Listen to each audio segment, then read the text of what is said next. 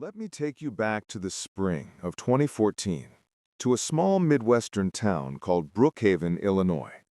It's the kind of place where life feels predictable, safe. Kids ride their bikes until dusk, neighbors water their lawns, and teachers, like 32-year-old Rachel Miller, are the heart of the community. But on one Monday morning, Rachel didn't show up for work.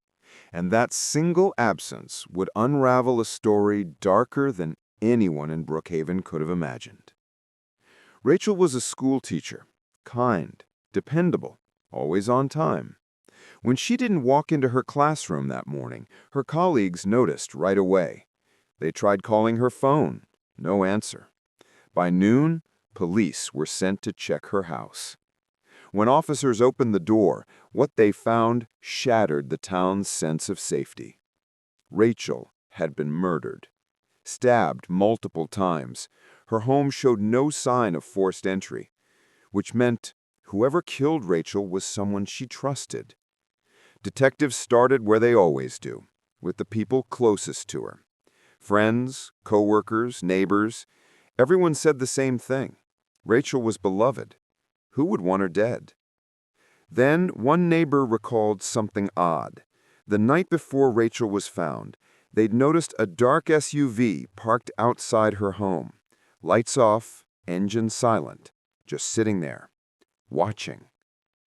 Detectives ran down every SUV in the area, and eventually one name rose to the top. Daniel Cross, 34 years old, a mechanic, and Rachel's ex. At first glance, Daniel didn't look like a monster, but his past told another story. Old police reports showed a pattern: anger issues, controlling behavior, girlfriends who described him as jealous and volatile. Still, suspicion isn't proof. Investigators needed evidence, and that's when forensics gave them the answer.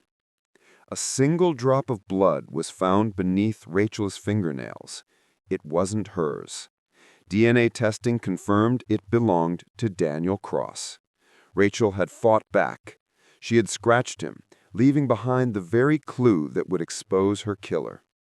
When detectives brought Daniel in and confronted him with the DNA, he denied it. He shook his head. He said it couldn't be. Hours dragged on in that interrogation room. Finally, he cracked. In a low voice, almost to himself, he said, "She wouldn't take me back." That was it. That was his motive. In court, prosecutors laid out the chilling truth.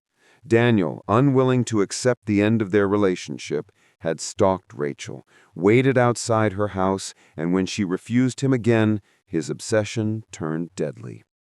The jury deliberated for less than 3 hours. The verdict? Guilty of first-degree murder.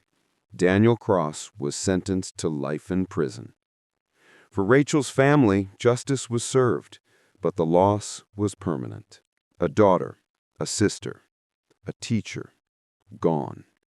And yet Rachel's story didn't end in silence. She fought back. She left behind the evidence that spoke for her when she no longer could. In Brookhaven, people still remember the shock of that spring, but they also remember the relentless work of detectives, the neighbor who spoke up, and the science that brought the truth to light. Because in the end, the shadows never win. The truth always finds a way out.